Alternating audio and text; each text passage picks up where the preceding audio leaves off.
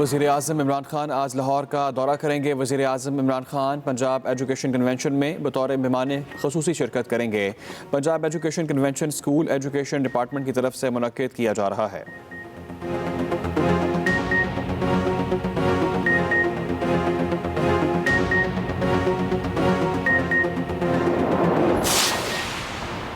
Corona की चौथी लहर के वार मजीद 141 अफराद जहाँ बहक। 24 घंटे के दौरान 4199 नए केस रिपोर्ट। मुस्बत केसों की शरह 6.83% रही।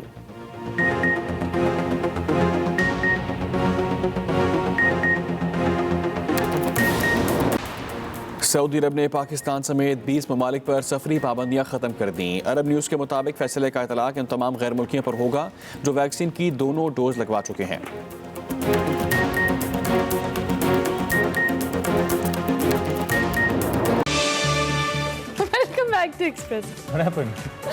Over a cup of coffee हमारा सेगमेंट है और आज हम राशिद महमूद साहब से आपकी मुलाकात करवा रहे हैं। सीनियर टेलीविजन आर्टिस्ट हैं और कई दिहाइयों से इस फन की खिदमत कर रहे हैं। आज Hina Niazi over a cup of coffee में राशिद महमूद साहब से क्या बात कर रही हैं आपको दिखाते हैं। अस्सलाम वालेकुम नाज़रीन, मैं हूं हिना न्याजी और आप लोग देख रहे हैं segment over a cup of coffee. आज segment over a cup of coffee में मैं आपकी मुलाकात करवाऊंगी पाकिस्तान शोबिज इंडस्ट्री के एक ऐसे एक्टर से जिन्होंने नेगेटिव कैरेक्टर्स प्ले किए लेकिन उनकी पॉपुलैरिटी हीरो से भी ज्यादा है। जी हाँ, मैं बात कर रही हूँ राशिद महमूद साहब की। आइए उनसे बात करते हैं और जानते हैं कि वो जिंदगी किस तरह से गुजार रहे हैं।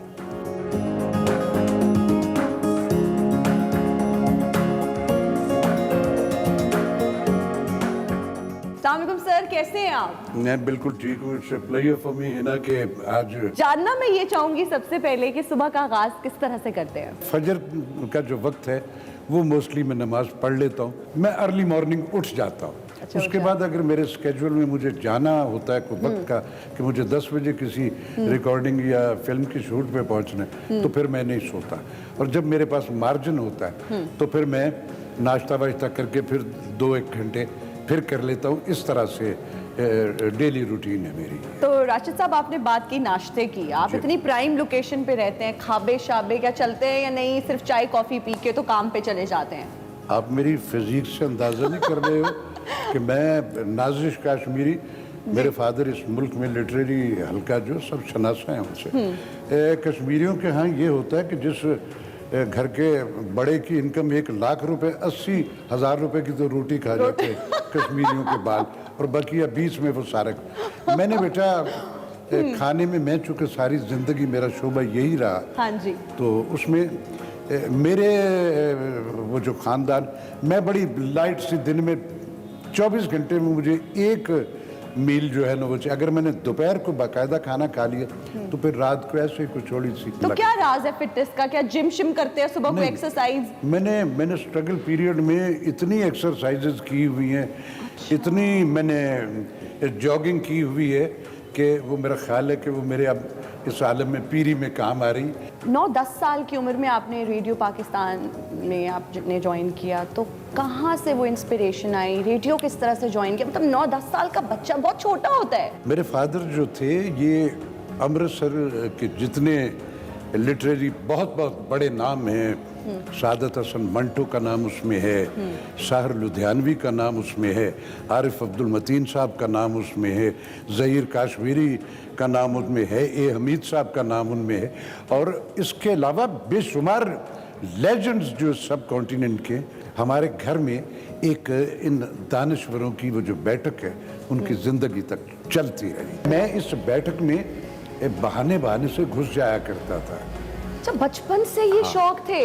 रेडियो से जो सफ़र मेरा हुआ, मैं और इरफान खूसट साहब, मेरे मुल्क का बहुत बड़ा लिविंग लेजेंड, अल्लाह ने उसको अपनी ज़मान पनाहों में रखे। गवर्नर हाउस की बैग पे एक छोटा सा रेडियो पाकिस्तान लाहौर हुआ करता था।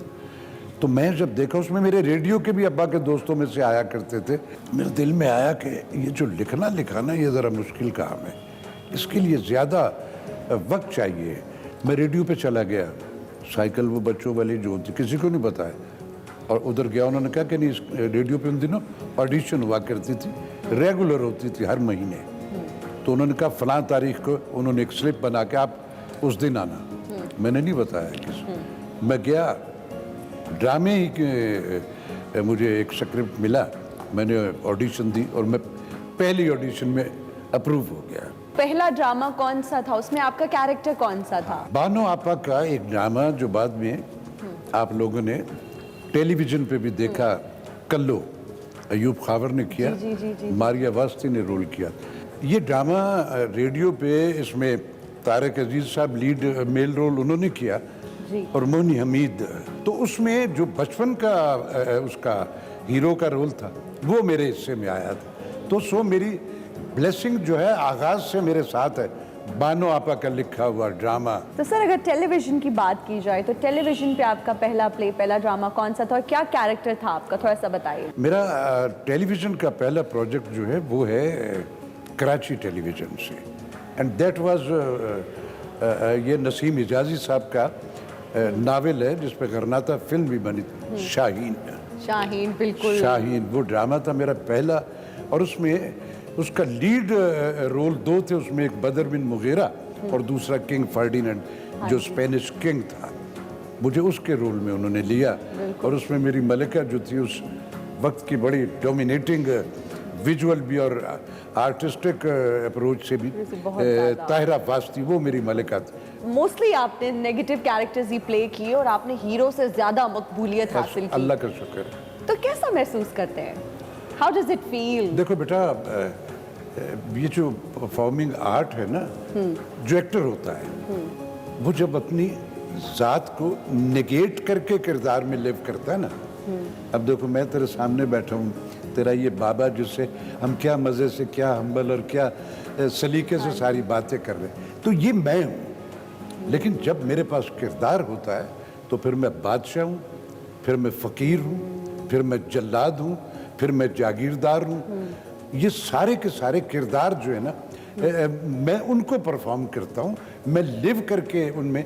हर वो आर्टिस्ट जो अपने किरदार में लिव कर जाता है वही एक्सेप्ट किया जाता है। तो सर जब एक कैरेक्टर को, जिस तरह से आपने कहा कि उसमें लिव करते हैं आप, जब एक कैरेक्टर में आप रहते हैं उससे निकलना बहुत मुश्किल होता है। नहीं, किस तरह से उस कैरेक्टर से बाहर आते हैं? देखो मेरी ग्रूमिंग जो है वो रेडियो पाकिस्तान से, लफ्ज़ों के हुनर से, लफ्ज़ों की हुर्मत से आशनाई रेडियो पाकिस्तान ने दी मुझे। तो जिस दिन मेरी आखिरी शूटिंग होती थी कि आज मेरा ये प्रोजेक्ट ख़त्म हो गया, मैं अपने हार्ड डिस्क से वो फाइल डिलीट कर देता।